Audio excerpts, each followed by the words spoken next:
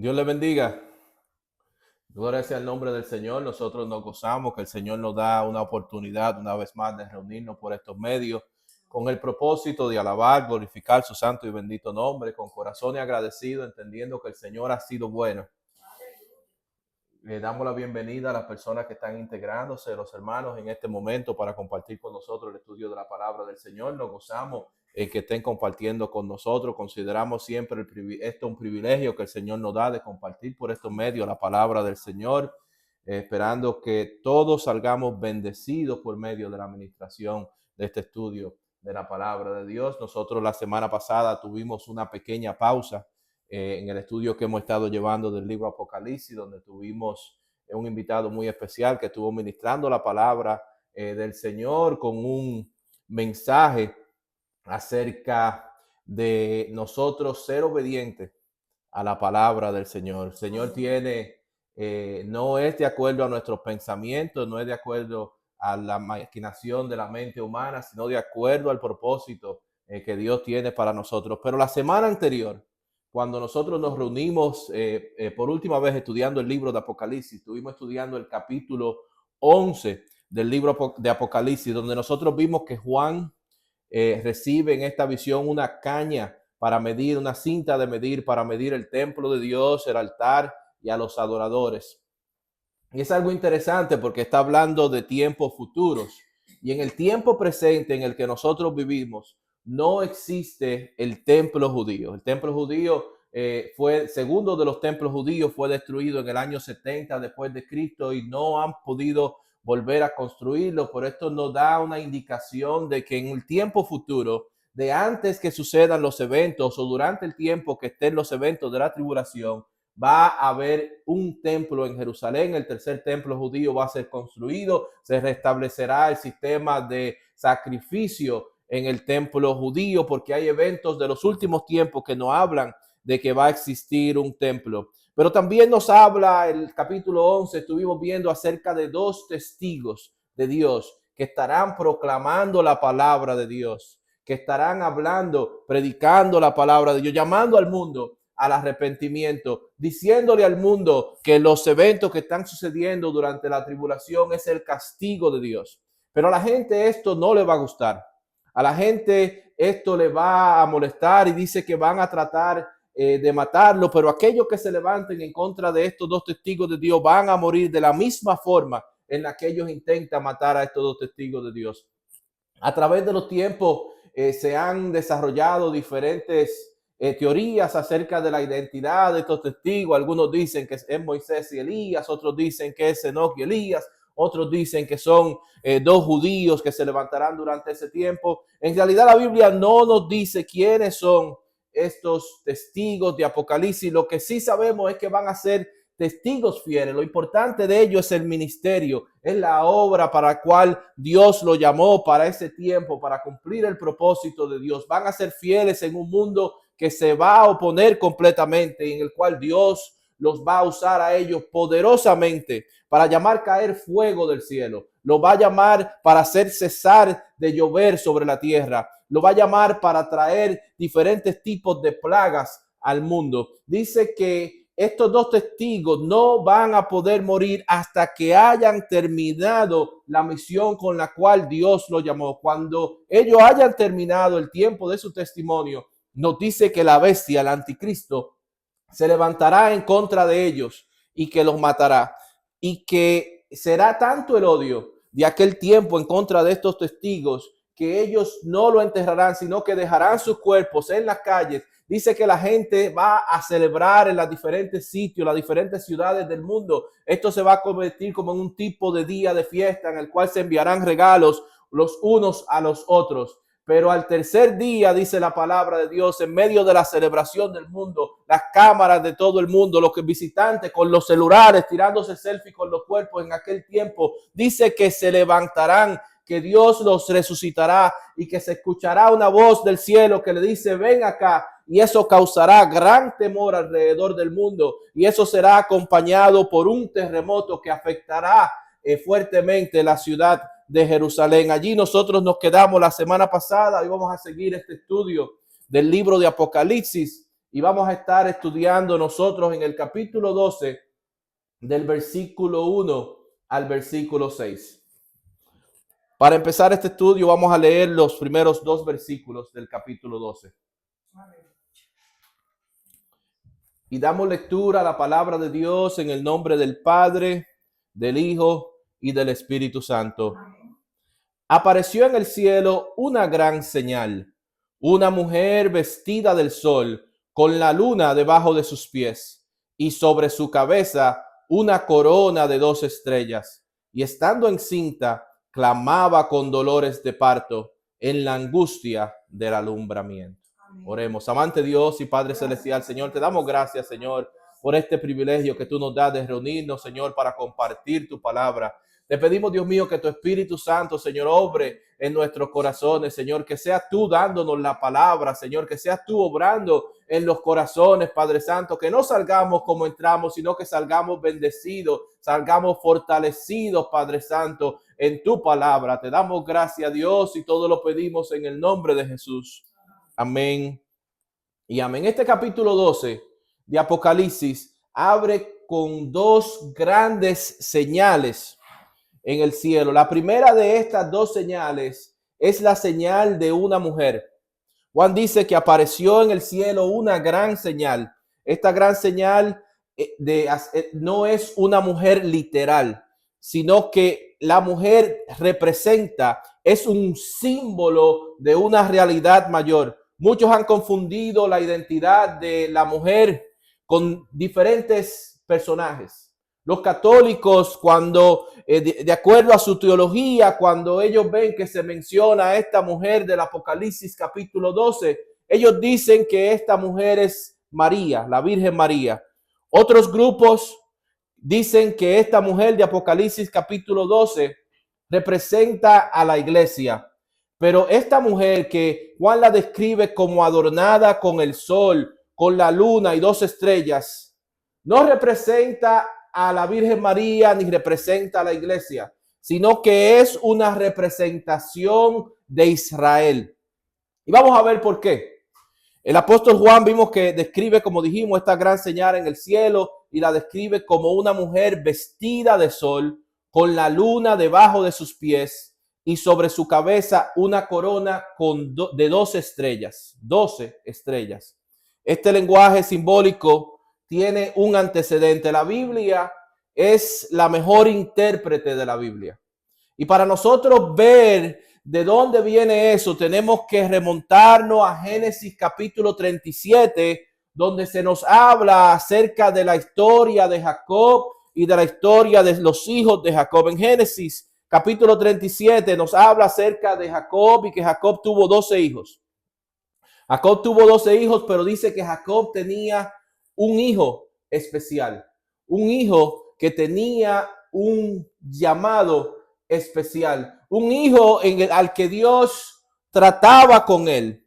Y Jacob también tenía una preferencia por este hijo, por José. ¿Por qué? Porque José era el hijo de Raquel. Jacob, si nos remontamos en la historia, y podemos hablar mucho acerca de Jacob, porque hay mucho, la Biblia no habla mucho acerca de Jacob, pero Jacob, la esposa favorita de Jacob fue Raquel, y José era el hijo de Raquel y era el hijo favorito. Dice que Jacob distinguió a José dándole una túnica de muchos colores. Eso, si nosotros lo traducimos al tiempo de nosotros, podríamos decir que José tenía una pinta diferente, una pinta especial, que los hermanos de José tenían polochecitos y Jacob tenía una chacabana tal vez de muchos colores. Al lenguaje una traducción actual. Pero tenía, y no solamente por el trato de su papá, sino también que Jacob tenía unos sueños. Y el problema era no que Jacob tenía los sueños, sino que Jacob comunicaba y le contaba a sus hermanos los sueños que él tenía. Y nos dice la palabra de Dios que Jacob tuvo un sueño en particular en el cual ellos estaban en el campo, él con sus hermanos, y que el manojo de José se ponía de pie y el manojo de sus hermanos se inclinaban hacia José. Y él les contó ese sueño a sus hermanos ese sueño no le pareció bien porque significaba que ellos iban a servir a José. Ese era el significado de aquel sueño. Ellos rechazaron a José y la historia de José es una historia muy especial. Es una historia muy especial porque cuando nosotros vemos los eventos que le sucedieron a José, José es un tipo de lo que es el ministerio del Señor Jesucristo. José fue rechazado por sus hermanos. José fue vendido por sus hermanos. Pero al final de la historia, José fue quien salvó a sus hermanos. Y así sucederá con el Señor Jesucristo. Él fue rechazado, a los suyos vino y los suyos no le recibieron. Pero vendrá un día del tiempo de la tribulación, de la angustia de los hijos de Jacob, en el cual ellos van a ver a aquel a quien ellos traspasaron. Y dice la palabra de Dios que se lamentarán. Ellos van a acudir al Señor Jesús al final de los tiempos para recibir salvación. Pero también dice la palabra que José tuvo otro sueño. Y en este otro sueño en el que José tuvo, que contó a sus hermanos y contó a su papá, es en el cual nosotros podemos ver la interpretación de quién es esta mujer. En Génesis capítulo 37, vamos a leer el versículo 9 al 11. Dice, soñó aún otro sueño y lo contó a sus hermanos diciendo, he aquí, he soñado otro sueño. Y he aquí que el sol, la luna y 11 estrellas se inclinaban a mí. Y lo contó a su padre y a sus hermanos.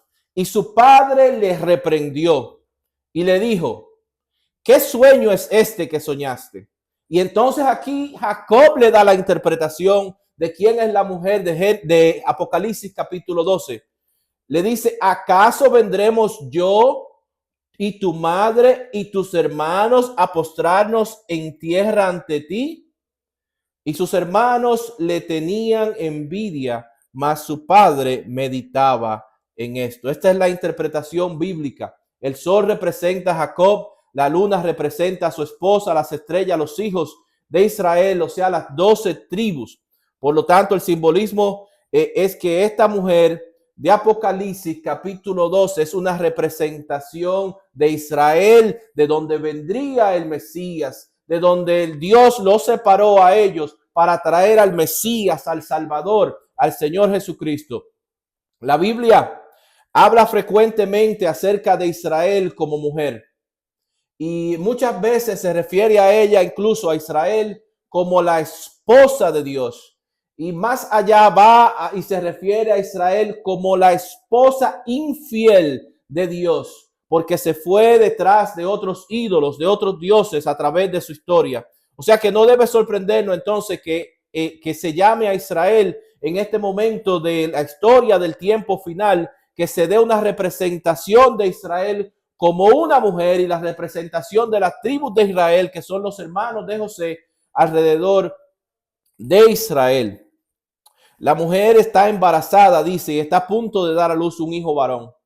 Dice que este hijo varón regirá con vara de hierro a todas las naciones. Esa descripción corresponde al Señor Jesucristo, únicamente al Señor Jesucristo, solamente al Señor Jesucristo, sin lugar a dudas. Vemos esa misma descripción en el retorno del Señor Jesucristo cuando Juan nos dice en Apocalipsis capítulo 19, versículos 15 y 16, acerca del retorno del Señor, dice, de su boca sale una espada aguda para herir con ella a las naciones, y él las regirá con vara de hierro, y él pisa el lagar del vino del furor y de la ira del Dios Todopoderoso, y en su vestidura y en su muslo tiene escrito este nombre, Rey de Reyes y Señor de Señores. Creo que está establecido que la mujer se trata de Israel, quien daría a luz un hijo, y se trata de la descendencia de Jacob y luego de la descendencia de Judá y luego de la descendencia de David, de quien vendría el Mesías, el Señor Jesús. Vemos el versículo 3 y el 4. Dice, también apareció otra señal en el cielo, y aquí un gran dragón escarlata que tenía 7 cabezas y 10 cuernos, y en sus cabezas 7 diademas, y su cola arrastraba la tercera parte de las estrellas del cielo, y las arrojó sobre la tierra. Y el dragón se paró frente a la mujer que estaba para dar a luz, a fin de devorar a su hijo tan pronto como naciese. La segunda señal, gran señal que ve Juan en el cielo, es la señal de un dragón rojo escarlata, dice 7 cabezas, 10 cuernos, y esto es identificado con Satanás, es identificado con el diablo. La mujer dijimos que es Israel, está a punto de dar a luz al Mesías, y el dragón aparece escupiendo odio de su boca hacia la mujer, tratando de destruir el plan de Dios. El dragón también es una señal, no es un dragón literal, sino que el dragón es una señal de Satanás, describe la personalidad de Satanás, feroz, mortal, habla acerca de su maldad. El color rojo habla acerca del derramamiento de sangre, acerca del odio hacia la humanidad. Incluso el Señor Jesucristo describió a Satanás como homicida incluso desde el principio. Por causa de el pecado, de la influencia de Satanás a la humanidad, desde el principio entró la muerte a la creación.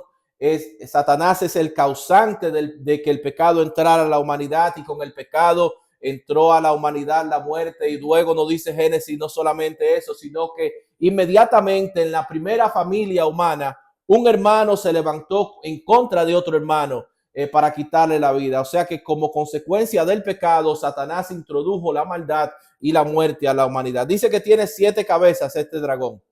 Estas 7 cabezas representan 7 grandes imperios mundiales a través de la historia de la humanidad, imperios gentiles que se han levantado, que han oprimido al pueblo de Israel a lo largo de la historia. Estos 7 imperios son el imperio de Egipto, conocemos la historia del Éxodo, y también otros imperios como el imperio de Asiria, el imperio de Babilonia, el imperio medo-persa, el imperio de Grecia, el imperio de Roma, que es el imperio vigente en el Nuevo Testamento. Pero también habla acerca del séptimo, que es un imperio futuro, que es el imperio del anticristo, el imperio que se levantará durante los últimos tiempos, durante el tiempo final, que el anticristo será el líder de este imperio. Pero nos habla de 7 cabezas, como dijimos. Esta es la estrategia. Satanás siempre ha tenido a alguien, a un líder, a una nación, a un imperio preparado para hacer cumplir su propósito. Y ha tratado con cada uno de estos imperios de destruir el plan de Dios, y se levanta para destruir el plan de Dios, destruyendo a la nación de Israel. Satanás tiene un odio muy especial en contra de la nación de Israel, entendiendo que si él hace desaparecer a la nación de Israel, se acaba, hace caer el plan de Dios. Por eso nunca podrá suceder. Este último imperio, este último intento que Satanás, este imperio que levantará, en el cual él tomará posesión del anticristo, que será un hombre con maldad como ningún hombre haya tenido, con poder de convencimiento, con dotes de liderazgo ante la humanidad como nadie ha tenido en la historia. Pero este imperio Dios lo destrozará, lo destruirá con el retorno del Señor Jesucristo a la tierra. Incluso cuando nosotros vemos en el libro de Daniel, que Daniel nos da la descripción de esta figura, de que cada parte de esta figura es la descripción de los diferentes imperios a través del tiempo, nos habla acerca de los pies, y de los pies que son este último imperio, el imperio del anticristo. Pero nos dice que en el retorno del Señor Jesucristo, el cual él lo describe, y lo vemos en el Daniel capítulo 7, versículo 33 al 35, dice acerca de este imperio: sus piernas de hierro, sus pies en parte de hierro y en parte de barro cocido. Estabas mirando hasta que una piedra, el Señor, esta es una descripción del Señor Jesucristo, esta piedra, una piedra fue cortada, no con mano, e hirió a la imagen en sus pies de hierro y de barro cocido, y los desmenuzó. Entonces fueron desmenuzados también el hierro, el barro cocido, el bronce, la plata y el oro, y fueron como tamo de las eras del verano, y se los llevó el viento sin que de ellos quedara rastro alguno. Así será cuando el Señor Jesucristo derribe esta imagen y este último imperio. Estos imperios van a ser memoria. Eran poderosos en su tiempo. Dice, mas la piedra que hirió a la imagen fue hecha un gran monte que llenó toda la tierra. Estos 10 cuernos también representan que vienen con este dragón, representan a los gobernantes de la tierra que darán apoyo al anticristo. Este será la coyuntura política en la cual el anticristo se levantará. Van a ser 10 mandatarios. Serán para oponerse, y la oposición principal del anticristo, como dijimos, será la oposición a la nación de Israel. Cuando nosotros vemos la historia de la Biblia y nosotros vemos este personaje en la Biblia, Satanás, que lo vemos siempre en contra de Dios, en contra del pueblo de Dios, en contra de los cristianos también en el Nuevo Testamento, en contra de nosotros en el día de hoy. Muchos se preguntan, pero ¿por qué entonces Dios creó a Satanás? Si es un personaje que hace mucho daño, es un personaje malvado, pero Dios no creó a Satanás de la manera en que Satanás es en el día de hoy. Dios creó a un ángel poderoso de nombre Lucifer, a quien él dio libre albedrío para tomar sus propias decisiones. Y en el corazón de Satanás se encontró el pecado y el deseo de elevarse hasta los cielos y tomar posesión del trono de Dios. Y vemos que nos describe esa rebelión de Satanás y nos dice qué sucedió. Dice que con su cola el dragón arrastra una tercera parte de las estrellas, diciéndonos acerca de esta rebelión de Satanás en la cual él tomó con él una tercera parte de los ángeles de Dios, a los cuales él convenció para levantarse en contra de Dios. Y estos ángeles de Dios que cayeron son parte del gobierno de Satanás, del plan de Satanás, de la estrategia que Satanás utiliza en el mundo en el día de hoy para hacer oposición a todo lo que Dios promueve. Él odia todo lo que Dios ama y él ama todo lo que Dios odia. Esa tercera parte dijimos que cayó con Satanás del cielo y forma parte del gobierno de Satanás en este mundo, del reino de las tinieblas. Por eso Pablo, cuando se refiere a esto en Efesios capítulo 2, habla y llama a Satanás el príncipe de la potestad del aire. Nosotros vemos en el Nuevo Testamento, en los evangelios, incluso cuando el Señor Jesús pasa de aquel lado y se encuentra inmediatamente con un endemoniado gadareno, y descubrimos que cuando pregunta por su nombre, cuando habla y pregunta por su nombre, dice que es legión, porque son muchos. Hay muchos espíritus malignos, hay muchos demonios, hay principados, hay potestades de maldad que operan bajo la autoridad de Satanás y en contra del propósito de Dios en la tierra. Por eso eso viene de que Satanás tomó consigo una tercera parte de los ángeles de Dios. Por eso cuando Pablo nos escribe en Efesios capítulo 6 acerca de a qué nosotros nos enfrentamos, que nosotros vemos muchas veces a las personas que se enfrentan a nosotros, pero no vemos lo que está detrás de las personas que nos llevan la contraria, que se enfrentan a nosotros. Efesios capítulo 6 versículo 12 dice, porque no tenemos lucha contra carne y sangre y carne, sino contra principados, contra potestades, contra los gobernadores de las tinieblas en este siglo, contra huestes espirituales de maldad en las regiones celestes. Nosotros vemos en la historia de la Biblia que Satanás engañó a Eva en el jardín del Edén, que Adán también pecó en el jardín del Edén. Y así como dijimos, entró el pecado a la humanidad, con el pecado entró la muerte, con el pecado entró el sufrimiento, entró el dolor, entró la enfermedad, pero Dios prometió salvación para la humanidad. Dios no dejó las cosas así, Él prometió salvación.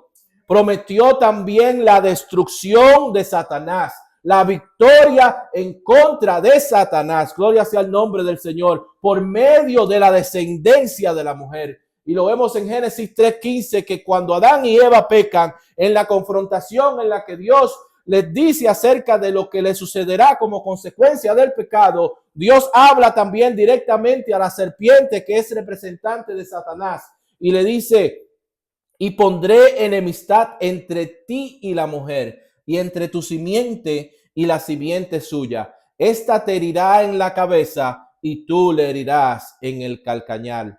Este es el aviso de que Dios enviaría al Salvador, aquel que pisaría la cabeza de la serpiente, aquel que acabaría, que derrotaría a la serpiente. Gloria sea el nombre del Señor. Satanás ha presentado oposición en toda la historia a que eso ocurra. Presentó oposición a Abraham. Vemos los eventos y la vida que vivió Abraham. Desde el principio Dios lo llamó para la promesa que de su descendencia, y lo primero que sale es que Sara, su esposa, es estéril.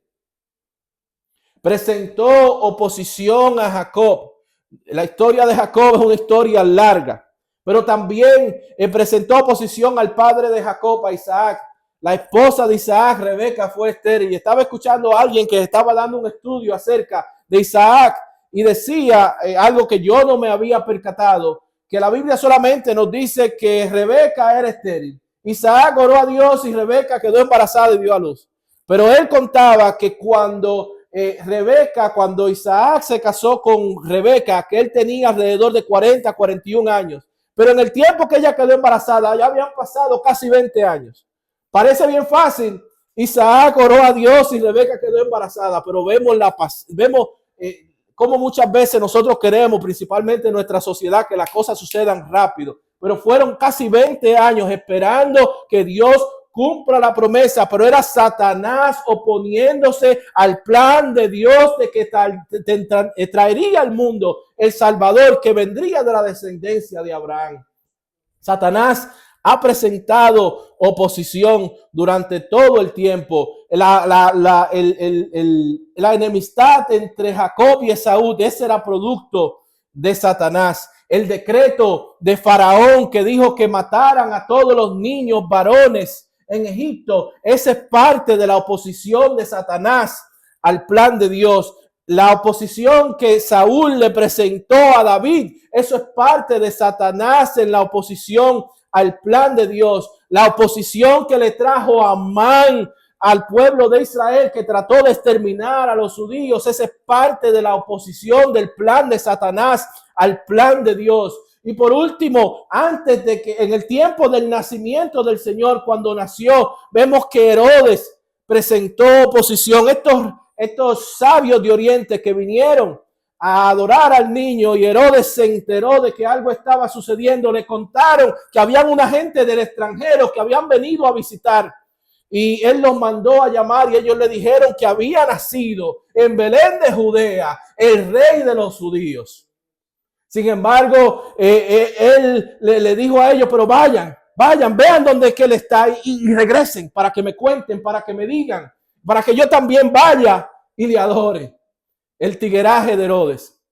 Pero Herodes estaba trabajando la inspiración de Satanás, la maldad de Satanás, para tratar de acabar con Jesús, con el Hijo de Dios que había nacido en Belén de Judea. La palabra dice que el Dios le habló en sueño a estos sabios de Oriente para que no regresaran a Herodes, y ellos tomaron otra ruta, otra carretera, y luego Herodes se enteró de que ellos no habían regresado, que se habían en su mente burlado de él, y él mandó y dio la orden de que todos los niños de 2 años y menos fueran asesinados, fueran matados. Por ese es el plan de Satanás para tratar de frenar la obra de Dios.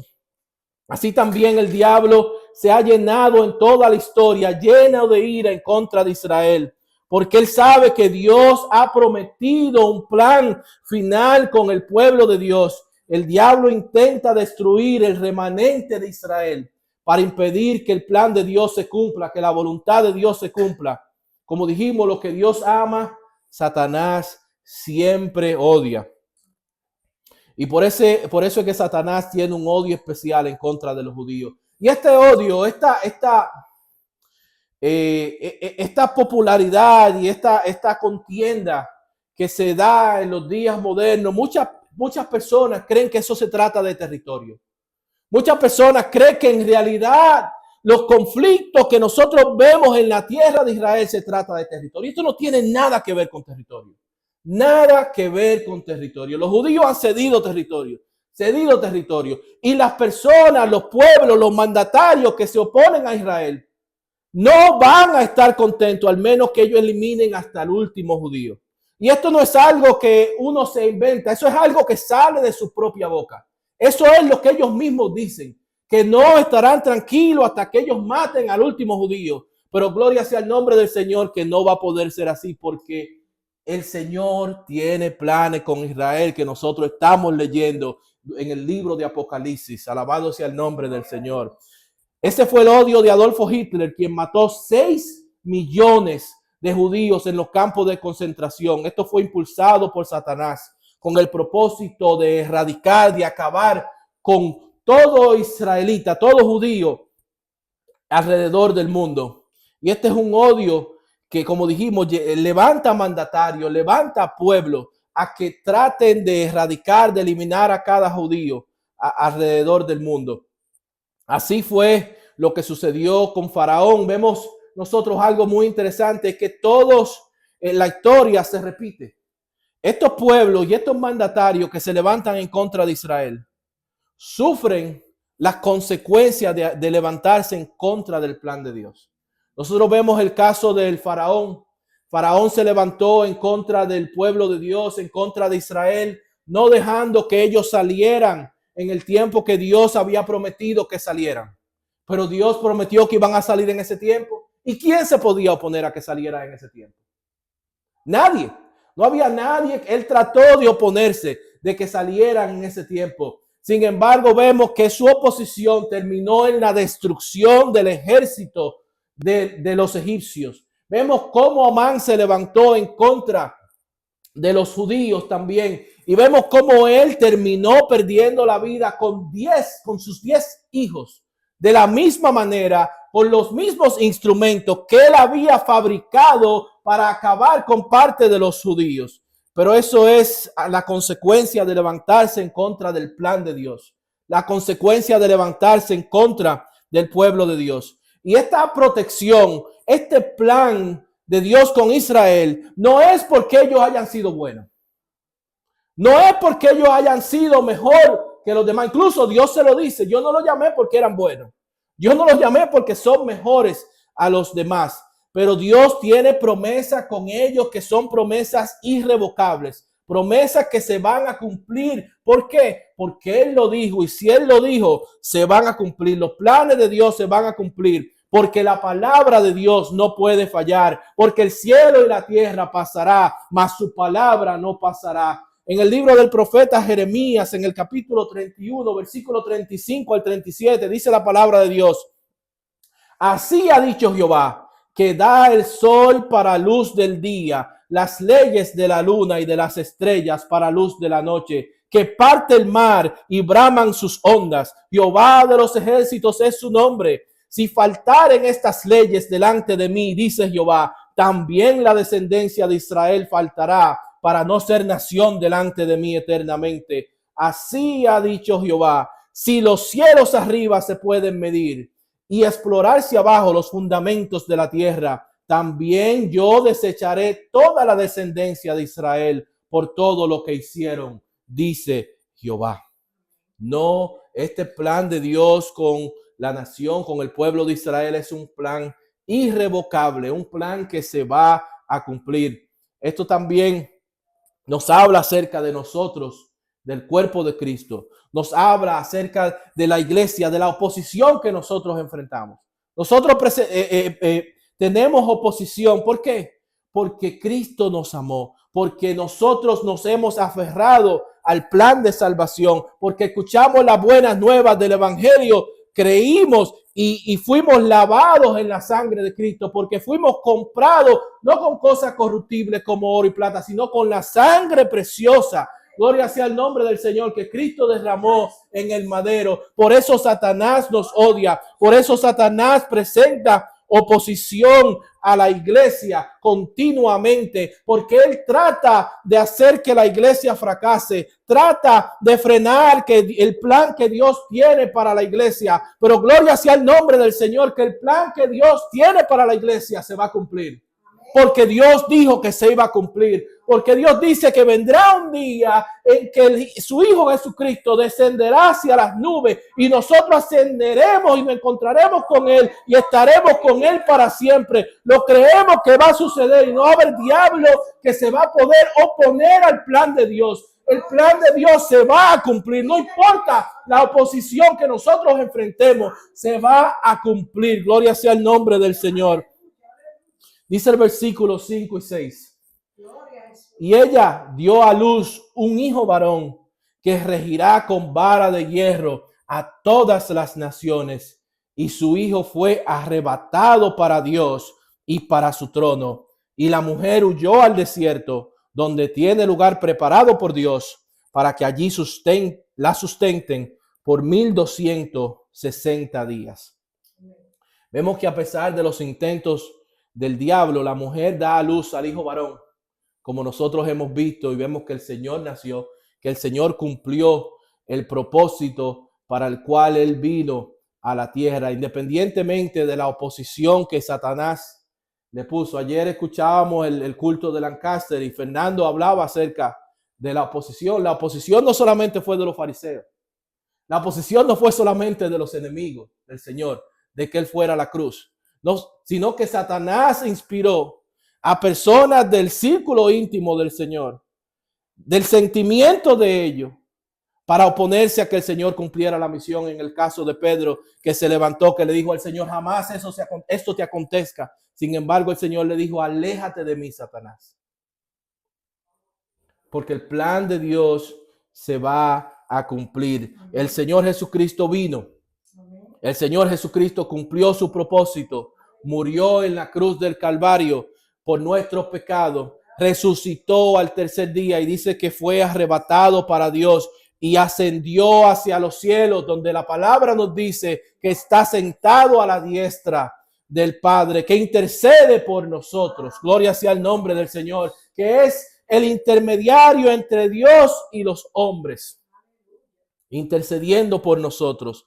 Pero llegará un día en que Él gobernará el mundo con vara de hierro, con rectitud, con justicia, en verdad. Esto nos habla acerca del reino milenial del Señor Jesús, donde el Señor gobernará desde Jerusalén, donde Dios cumplirá sus planes con el gobierno perfecto de su Hijo Jesucristo desde Jerusalén, donde la Biblia nos dice que los mandatarios, los representantes de toda la tierra irán a Jerusalén y le llevarán ofrenda, y aquel que no le lleve ofrenda no va a recibir lluvia, no va a recibir cultivo. Gloria sea el nombre del Señor. Pero nos habla en algo que también nos aplica a nosotros, porque nosotros hemos sido comprados a precio de su sangre, pero Él tiene un propósito para nosotros. Nosotros tenemos un propósito para cumplir. Nosotros vamos a ser los funcionarios, los trabajadores, los representantes en el gobierno de Cristo aquí en la tierra. Dice en el Apocalipsis capítulo 20, versículo 4, Juan dice acerca de lo que vio. Dice, y vi tronos, y se sentaron sobre ellos los que recibieron facultad de juzgar. Y vi las almas de los decapitados por causa del testimonio de Jesús y por la palabra de Dios, los que no habían adorado a la bestia ni a su imagen, y que no recibieron la marca de sus frentes, en sus frentes ni en sus manos, y vivieron y reinaron con Cristo por 1000 años. Esto nos enseña que la iglesia, los santos del Antiguo Testamento y los santos del Nuevo Testamento, vamos a reinar con Cristo en la tierra por 1000 años. También vemos Apocalipsis capítulo 5, versículo 10, dice, y nos ha hecho para nuestro Dios reyes y sacerdotes, y reinaremos sobre la tierra. Esto nos muestra el plan de Dios, incluye que nosotros los redimidos participemos activamente en el gobierno del reino mesiánico del Señor Jesucristo aquí en la tierra. También vemos eso reenfatizado en el mensaje que el Señor da a la iglesia de Tiatira, donde Él le promete que al que venza le dará autoridad sobre las naciones también. O sea que nosotros vamos a reinar con Cristo aquí en la tierra. Esa es parte del propósito futuro que Dios tiene para nosotros, reinar con Él aquí en la tierra. Dice, vamos a regresar ahora al tiempo de la tribulación.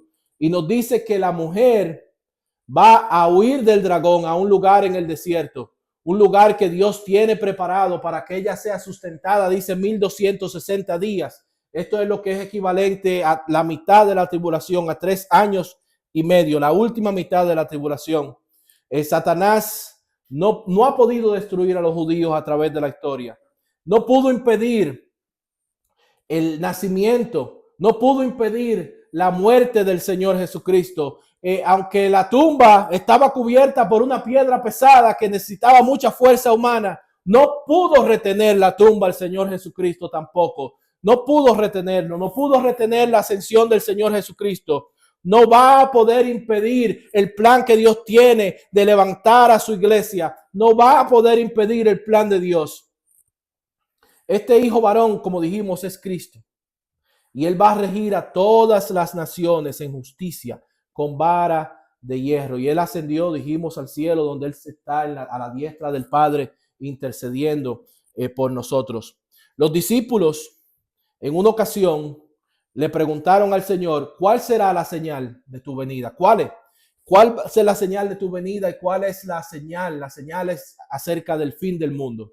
Y la señal, una de las señales que el Señor le habló acerca de qué sucedería, fue la señal de la abominación desoladora, algo que sucederá en el tercer templo en aquel tiempo, donde el anticristo profanará el templo de Dios. Jesús le dijo, y lo vemos en el Evangelio de Mateo, en el capítulo 24, el versículo 15 al 21. Dice, por tanto, cuando veáis en el lugar santo la abominación desoladora de que habló el profeta Daniel, el que lea entienda. Entonces los que estén en Judea huyan a los montes. El que esté en la azotea no descienda para tomar algo de su casa. Y el que esté en el campo no vuelva atrás para tomar su capa. Mas ay de las que estén encintas y de las que críen en aquellos días. Orad pues que vuestra huida no sea en invierno ni en día de reposo, porque habrá entonces gran tribulación, cual no la ha habido desde el principio del mundo hasta ahora, ni la habrá.